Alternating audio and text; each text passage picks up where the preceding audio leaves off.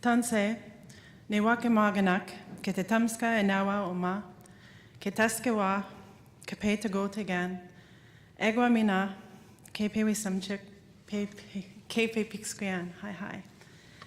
What I've said to you in my language in Cree is thank you to the peoples original to this territory. Thank you to the Mi'kmaq people for allowing me safe transport into their land. Thank you to my relatives in the room, and particularly to the elder. Muskwa in my language means bear, so I shall think of her as Elder Bear. I am thankful as well to the people who invited me to come. The University of King's College has given me an honor that I'm not quite certain that I understand. I said yesterday in a conversation with students that I didn't actually expect to live beyond the age of 35. And in reflecting upon it and talking to my sister later in life as we enter the autumn of our lives, we realized that we shared that. We'd never talked about it, but it was an assumption that we knew to be true, that women, our women, us, didn't live much beyond 35. So the idea that I would be standing at the front of a university auditorium, that I would be accepting a doctorate for work that I had done is unbelievable. It's more than unbelievable. I think that it shows a recognition of a couple of things.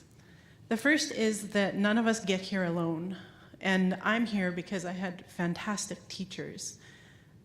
It's a hard reconciliation for me to talk about a place where you read great books. When I come from a territory, when I come from a people, when I come from a tradition where we didn't have written language, we didn't have great books, but we have great philosophers, we have great thinkers, and we have a live tradition of Indigenous intellectualism that spans across our nation and yours as well as Canadians.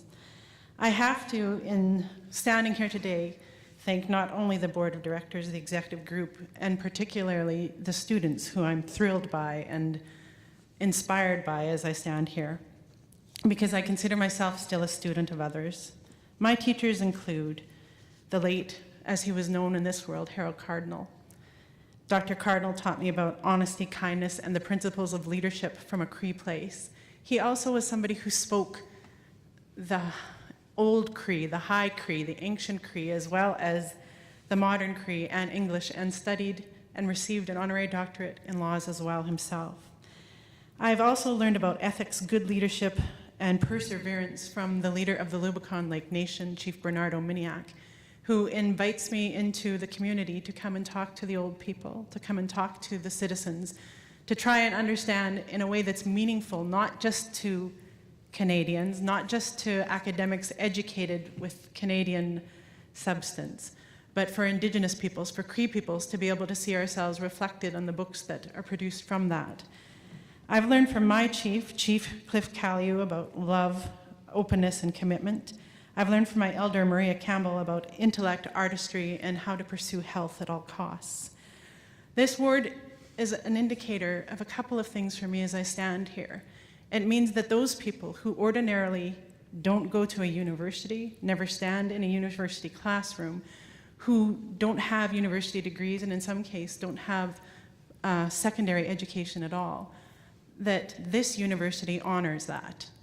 This university honors and welcomes into the community Indigenous peoples who may not necessarily appear here yet, but as a welcoming call to Indigenous peoples, you've said, we honor the people who taught Dr. Tracey Lindberg and who got her into this room. And it means that this institution honors that Indigenous intellectualism in a way that's meaningful, that has teeth, and which says that you're all into reconciliation as well. The recognition of this relationship, and I don't overstate it, I feel like everything that's ever happened to me has happened because one good person remembered me. One good person remembered my name. One fantastic individual invited me into the room.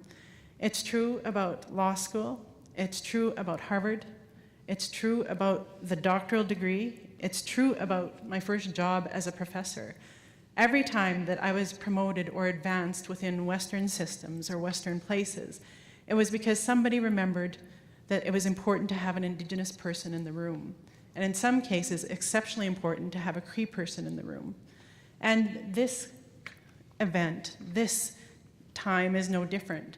One person recognized that it was important to have an Indigenous person in the room at the time when we are renewing our institution, the time when we're renewing our understanding of the relationship that non-Indigenous Canadians can have with Indigenous peoples.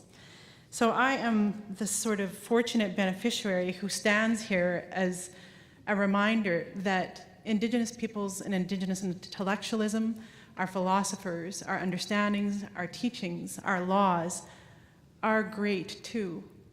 They may not be in book form, they may not be something that you see in the everyday, but they've been invited into the room. They're invited into this space, and now that they're here, the question becomes for everyone in the room, what do we do now?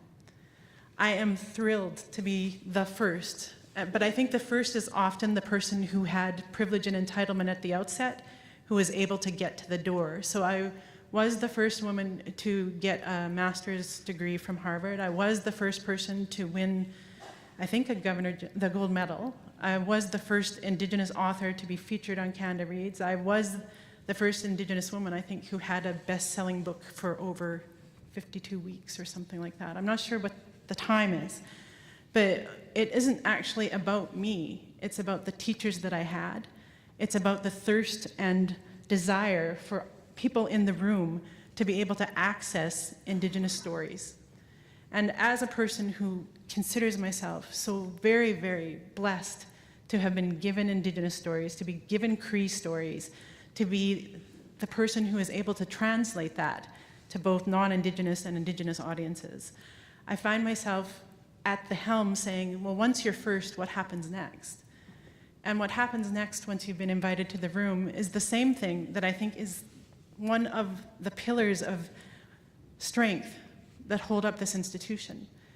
When I have sat with students and talked to them, I keep thinking, how old are these people? Because they talk like they're 40.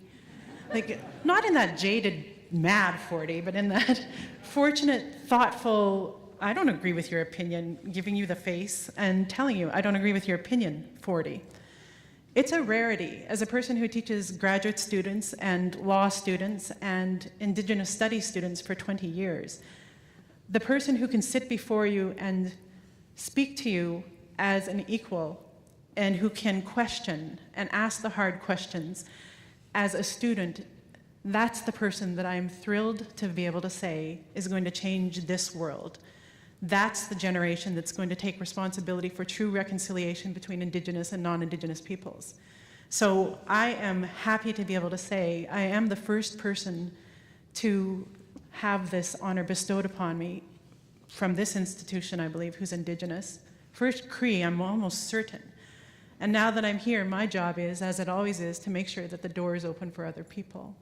So I want people to think about who are the Mi'kmaq people from this territory who should be represented in the room? Who are the Mi'kmaq people who should be attendant, be here as students?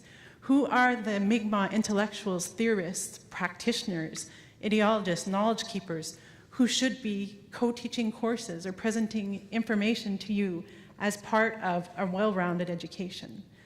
The other thing that I have to say is that when we're doing this and we're thinking, how do we get more Indigenous people into the room because we are people who matter? That conversation that I had with students was a reminder to me that the strength of what you have is the thing that keeps us alive as nations. And that's a really strong sense of community and the relationship that you build with others. And having had a vision into that or a peer into that, the understanding of how strong those relationships are, I can tell you that reconciliation is about that as well. We approach it from the Truth and Reconciliation Calls to Action as if it's some sort of mystical, hard-earned value system that we can sort of poke our way around. But what reconciliation really is saying, I'm a part of your community, you're a part of my community. We have a reciprocal relationship, educational, intellectual, emotional, potentially, all sorts of relationships that can come from that. But where I come from, the nation and community that I come from, the understanding of that relationship is a lawful, Cree lawful relationship, a Cree lawful engagement. So what we've done today is embarked upon the understanding that this place, you have a relationship with Indigenous people that is reciprocal. And in that reciprocity, we have to determine what the relationship is going to look like, what it's going to be like, and how we can expand upon it. It sounds hard, and it sounds difficult, and if reconciliation was easy, we would have done it by now. But it's hard work, it's messy, and we are going to make mistakes. It's the truth. We're going to make mistakes, and we're going to make each other uncomfortable, and that's going to have to be okay. Because if we aren't making each other uncomfortable, we aren't changing a thing. I am open to the possibility and to the hope that you being in the same room together today, me being in this room with you, enlivens our engagement with each other as potential relatives, as potential community members, as potential people who share space. Within that, I invite you to our nation, to come to our territory as well at Kelly Lake, and to think about what reciprocal relations look like with Indigenous peoples from across this country, across North America, across South America. I'm also aware when I come here and I talk about Cree legal traditions, now that we have a relationship, when you have a relationship that bonds us together, that we have to start thinking about the obligations that we have. And to date, we are willing and able and uncertain as we engage in the conversation about how it is we become better relatives to each other. And I'm so pleased to be able to say there are people in the communities, there are people across the country, there are people in this city, and potentially people on this campus who want to be here, who want to have that conversation with you, who want to be with you when you make mistakes in your reconciliation. I often say that I have to reconcile with myself before I can reconcile with my family. I have to reconcile with my family before I reconcile with my community. And I have to, my community has to reconcile with our nationhood to be able to reconcile with Canada. There's a lot of steps along the way. And I make mistakes all the time when I'm reconciling myself with those people. The thing is that we are at the point in our relationship as Indigenous and non-Indigenous people sharing space where we have to say, you get to make those mistakes, but they have to be kind ones. And kind ones mean that you do your homework, you read the books, you get there, and you're informed when you have the conversation. But that you create a space where an Indigenous person has the microphone. You create a space where the Indigenous community has a classroom. You create a space where Indigenous students believe that they're welcome to attend. And those conversations can be difficult, but they are more enriching and rewarding than anything you can imagine. I have to also mention that those one people teams that have got me in the room are useful because I've been invited to fantastic rooms and had beautiful conversations with quite lovely people. I've had hard conversations about things that matter in places I never thought I would be. But that we are at the point as well in reconciliation where we have to think not just about the one person getting somebody in the room. We have to change, alter, rebuild, reconceive of our institutions and our systems in order that they are welcoming to Indigenous knowledges, Indigenous belief, understandings, and people. So the challenge is upon all of us today to think about, here we are in an institution with systems as people who want to be relatives. And I think that the loveliness of it is that you can be that person who gets the room started. You can be that person who gets the conversation started. You can be the person who opens up the dialogue with an Indigenous person. I have been the person who's benefited from beautiful relationships with my husband, Duncan, with my stepkids, with my family, my mother, Gloria Belcourt, my father, Warren Lindberg. My kokum, the grandmother, my mushum, never ever thought that this is where I would end up, or where any of us would end up. In the list of firsts, I was the first one to go to university. I was the first one to go to grad school. I was the first one to go to law school. And I want a future where I'm not the first anything. I want a future where there's so many of us in your classrooms, so many of us in your clubs, at your church, you in our services, you at our ceremonies, where it becomes foolhardy to try and call anybody first, because as relatives and community, there are so many of us that counting one would be ridiculous. So we can count on not counting one and not being ridiculous. But what I'm asking you to do today is to invest in the fantastic possibility that we can be relatives who are mutually respectful, the fantastic possibility that we can share community together and build community together, and the fantastic possibility that we don't have to think about too many more firsts, because there's going to be thousands upon 10,000s upon 100,000s of us living around near each other respectfully. I thank you for the opportunity to speak to you today. I thank you so much to the University of King's College, your president, your new president, and the board for acknowledging Indigenous peoples in the form of me today. Hi, hi.